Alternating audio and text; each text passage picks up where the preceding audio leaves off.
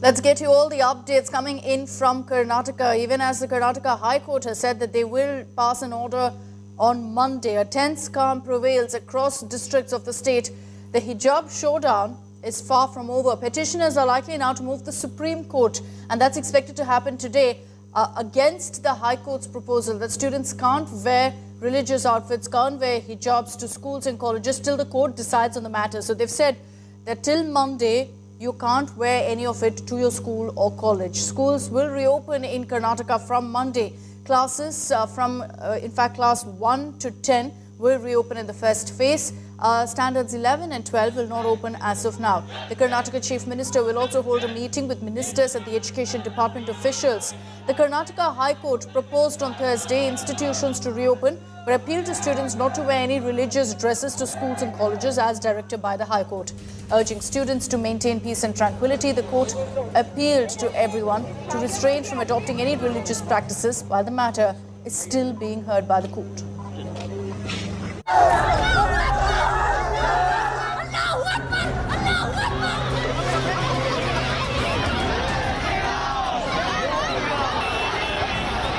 There is no interim relief for students in Karnataka demanding permission to wear hijab. The Karnataka High Court on Thursday asked the colleges to reopen. It has asked students to desist from wearing hijab or saffron shawls or any other religious symbol. The next hearing on the plea filed by Muslim students against hijab ban is on Monday. The petitioners have called the hijab ban a suspension of their religious beliefs. I don't think so. If a saffron shawl is a right to them, they can allow it. But they created this issue soon after we are wearing it. We are wearing it from before. Our ancestors, everybody used to wear this headscarf. Not only us, but everybody used to wear. I don't know where they brought a new rules. In India, for a girl to ask for a justice, she must have been trained or what? She should be trained for ask to justice. Some other people should be trained her to ask for justice. Why I can't raise my voice for a justice? The Basavaraj Bommai government says schools and colleges will reopen in phases. It has urged students to maintain calm and cooperate. All my school and college campuses are peaceful, and our students have behaved very well since last 2 days. Very well, and I thank them for the restraint.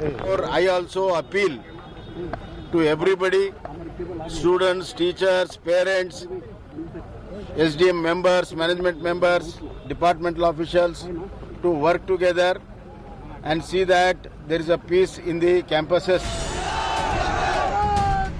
Meanwhile, protests in support of women's choice to wear hijab are spreading across the country. In Tamil Nadu, the CPM student wing held a protest arguing that a woman's choice to wear any dress she wants is a fundamental right protected by the Constitution.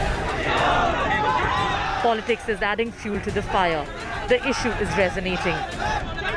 कुछ लोग चुनावों के समय अलग अलग प्रयोग करते हैं, वातावरण खराब करने का काम करते हैं, जो मुद्दे नहीं होते उनको मुद्दे बनाने का काम करते हैं। आखिरकार देश भर के स्कूलों में, कॉलेजेस में यूनिफॉर्म होती है, तो जहां पर जो रूल है वो रहना चाहिए। हम हिजाब पहनेंगे। While the political fight continues, the decision on whether the hijab ban is constitutional will be decided by the courts. In doing so, the courts will have to decide if wearing a hijab is essential to the practice of Islam. With Nolan Pinto, Nabila Jamal and Mustafa Sheikh, Bureau Report, India Today. An RTI filed by activist Sujit Patel has triggered a massive storm because its reply has revealed that the rent of several properties occupied by Congress leaders hasn't been paid. We're talking about the monthly rent of over 12.69 lakh rupees for Congress's headquarters was last paid for the month of December 2012. The total undue rent for the property stands at over 13.84 crore rupees. Besides that, the rent of 4,610 rupees for Sonia's bungalow on 10 Janpath Road has been due since October 2020. The Grand Old Party chief, Sonia Gandhi, owes 73,760 rupees in total for the property. It's, of course, a concessional rate because she is an MP. The rate for bungalow number C2109 in Chanakyapuri of New Delhi is occupied by Vincent George. He's a personal secretary to Sonia Gandhi. That too is unpaid. The monthly rent was last paid in August 2013, so that means now it's become 5,07,911 rupees. It's now accumulated further to 5 crores. Taking a dig at Sonia Gandhi, BJP's Tajinder Bagga has alleged that she's not able to pay rent because she can't do scams.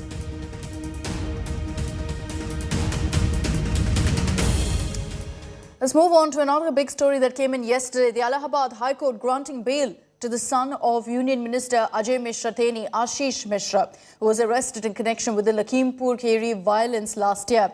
The opposition is now gunning for the government, questioning its inaction against the accused. The timing also was something that the opposition pointed out. It happened at a time when Uttar Pradesh was voting in its first phase. A clash which sparked a massive political showdown.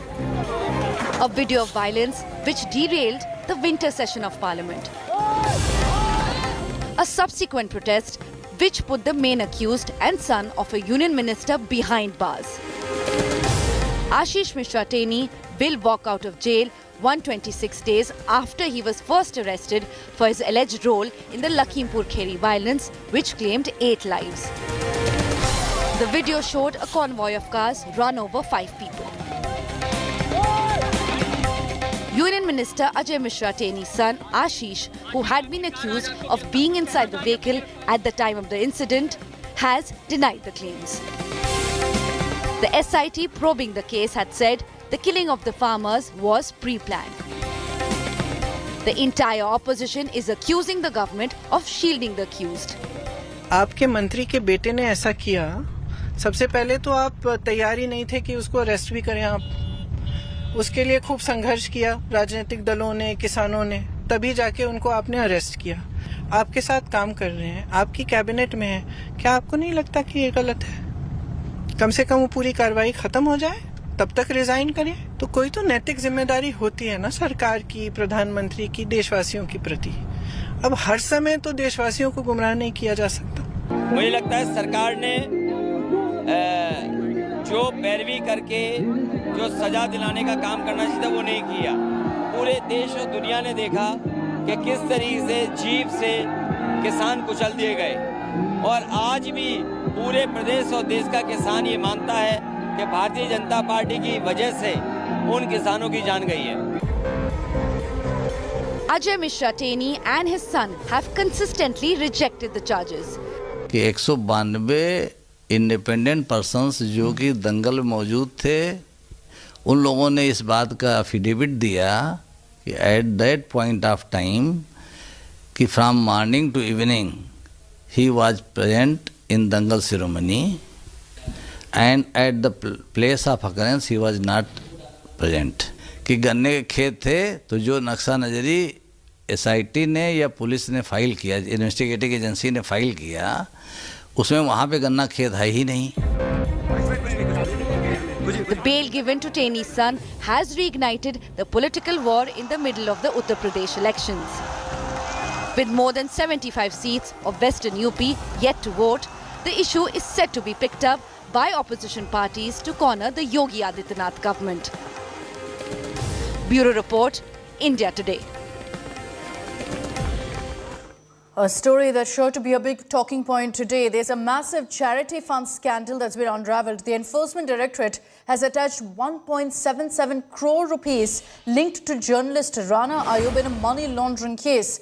The case, based on an FIR lodged by the UP police, pertains to money raised through 3 online campaigns by her between 2020 and 2021 for charity. Rana allegedly received donations worth 2.69 crore rupees, out of which only 28 lakhs was spent on relief work. 50 lakh rupees were put in an FD, a fixed deposit.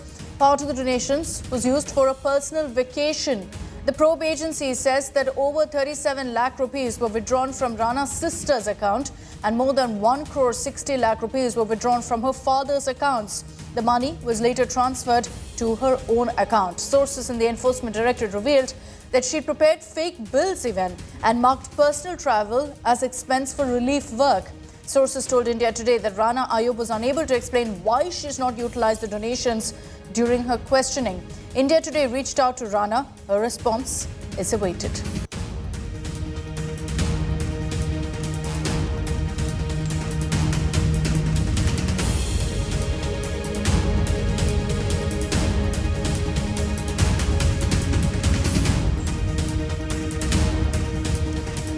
And that's a story we'll be tracking very closely through the day. The IPL Mega Auction is just around the corner. Big money signings will be made ahead of the 15th edition of the world's biggest cricket league.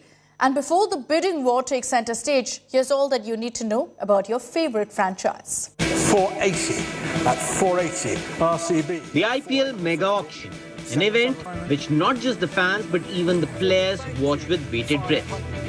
590 players, 220 overseas and 370 Indians will go under the hammer on February 12th and 13th in Bengaluru. The auction will begin with the 10-player marquee set that includes the likes of Shikhar Dhawan, Shreyas Iyer, David Warner and Kagiso Rabada among others. 1500. The biggest change from the previous auctions is the inclusion of 2 new franchisees, Lucknow and Ahmedabad. And all the 10 franchisees had an initial purse of rupees 90 crore.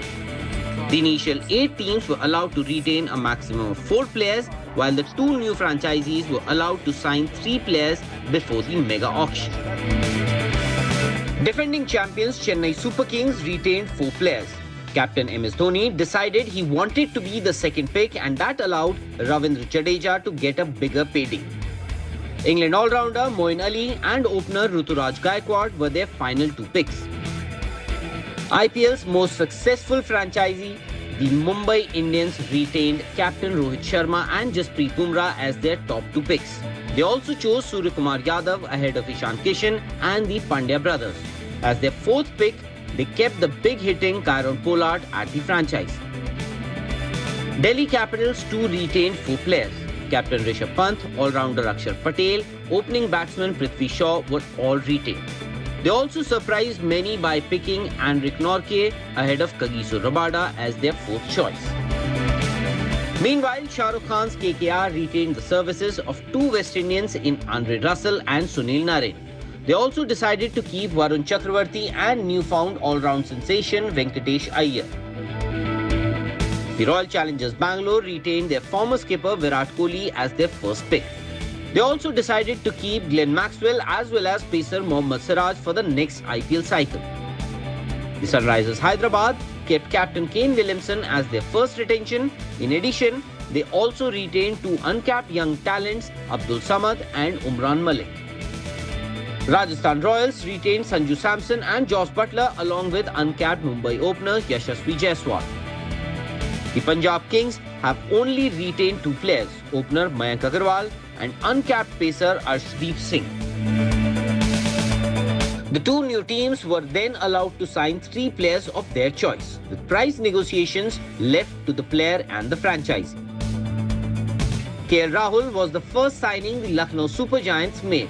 They also bagged the signatures of Marcus Stoinis and leggy Ravi Bishnoi to complete their stipulated list of players.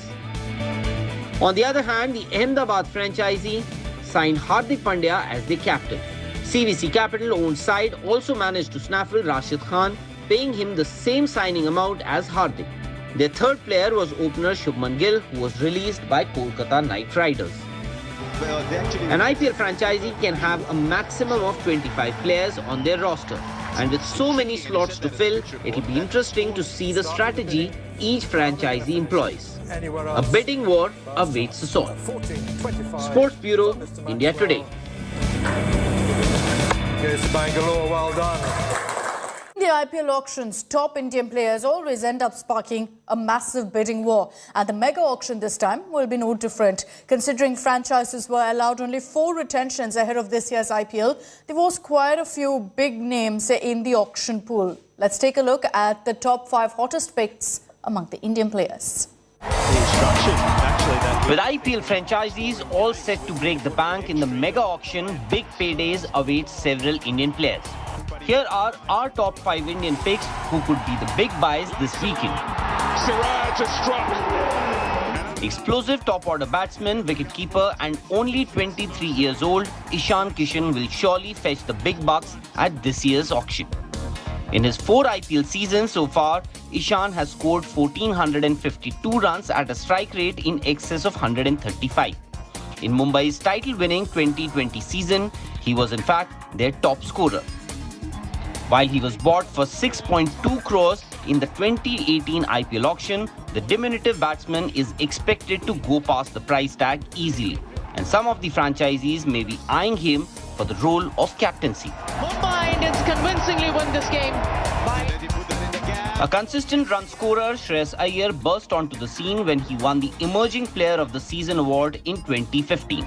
From there to becoming the captain of the Delhi franchisee, he has led his side to the playoffs back in 2019 before taking them to the final in 2020.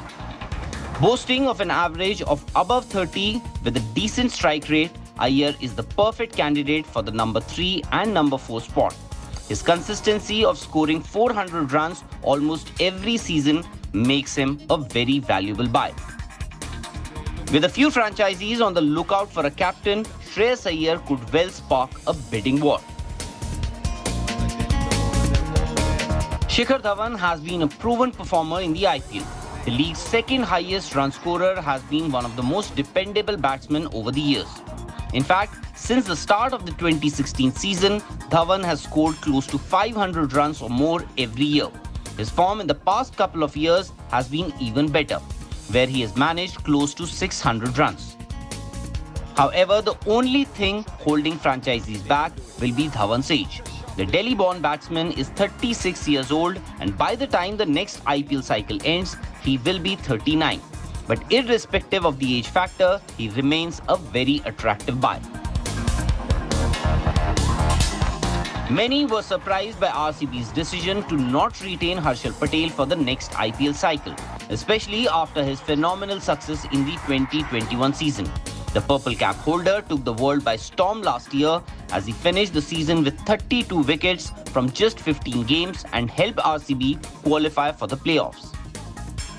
His impressive display also earned him his maiden call-up to the Indian T20 side. Top quality pacers always earn the big bucks at the IPL auctions. And this time, it shouldn't be any different when Harshal Patel's name comes up. Shardul Thakur's stock has undergone a massive upsurge over the past couple of years. He's now a regular in the Indian side, that too across all 3 formats. While Chennai were unable to retain him, there'll be quite a few franchisees eyeing for him.